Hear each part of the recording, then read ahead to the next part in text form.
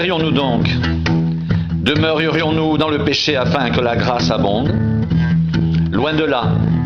Nous qui sommes morts au péché, comment vivrions-nous encore dans le péché? Ignorez-vous que nous tous qui avons été baptisés en Jésus-Christ, c'est en sa mort que nous avons été baptisés? Nous avons donc été ensevelis avec lui par le baptême en sa mort, afin que, comme Christ est ressuscité des morts par la gloire du Père, de même, nous aussi nous marchions en nouveauté de vie.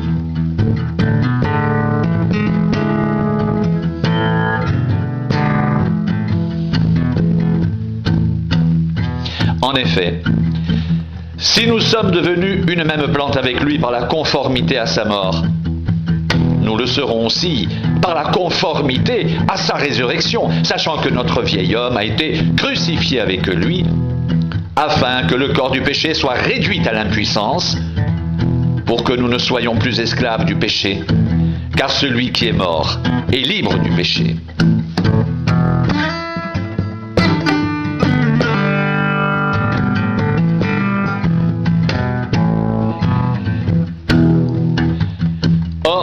Si nous sommes morts avec Christ, nous croyons que nous vivrons aussi avec lui, sachant que Christ, ressuscité des morts, ne meurt plus. La mort n'a plus de pouvoir sur lui, car il est mort, et c'est pour le péché qu'il est mort une fois pour toutes. Il est revenu à la vie, et c'est pour Dieu qu'il vit. Ainsi, vous-même, regardez-vous comme mort au péché, et comme vivant pour Dieu en Jésus-Christ.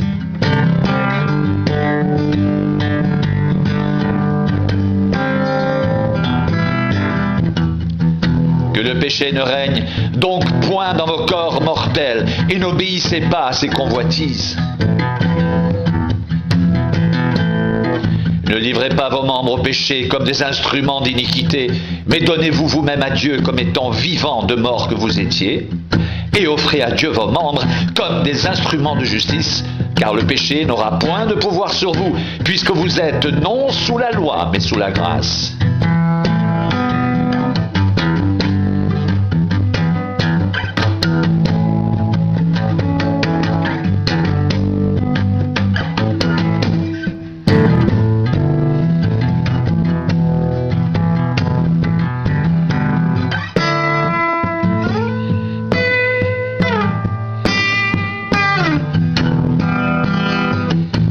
Quoi donc?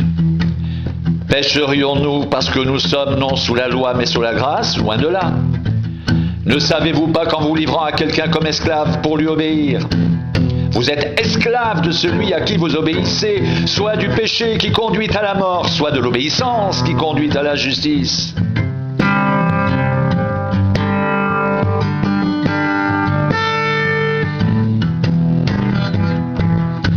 Mais grâce soit rendue à Dieu, de ce que, après avoir été esclave du péché, vous avez obéi de cœur à la règle de doctrine dans laquelle vous avez été instruits.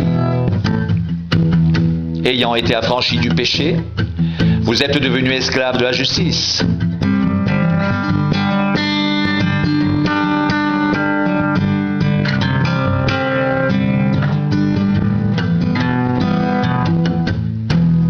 Je parle à la manière des hommes, à cause de la faiblesse de votre chair.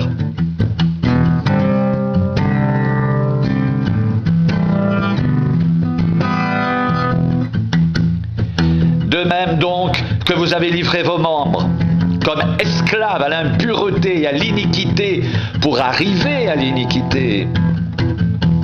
Ainsi maintenant livrez vos membres comme esclaves de la justice pour arriver à la sainteté.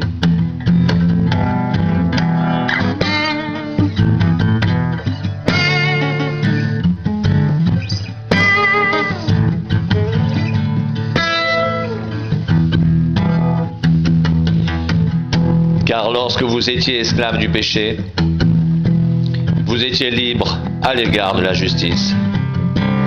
Quels fruits portiez-vous alors? Des fruits dont vous rougissez aujourd'hui.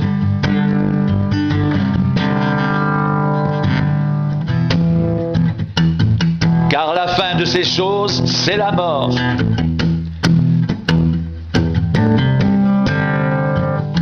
Mais maintenant étant affranchis du péché, Et devenu esclave de Dieu, vous avez pour fruit la sainteté et pour fin la vie éternelle.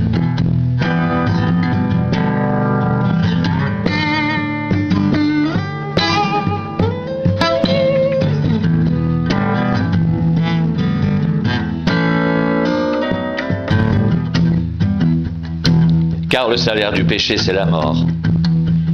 Mais le don gratuit de Dieu, c'est la vie éternelle en Jésus-Christ notre Seigneur. Car lorsque vous étiez esclave du péché, vous étiez libre à l'égard de la justice. Quels fruits portiez-vous alors?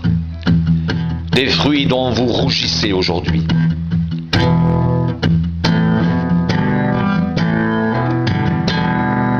Car la fin de ces choses, c'est la mort.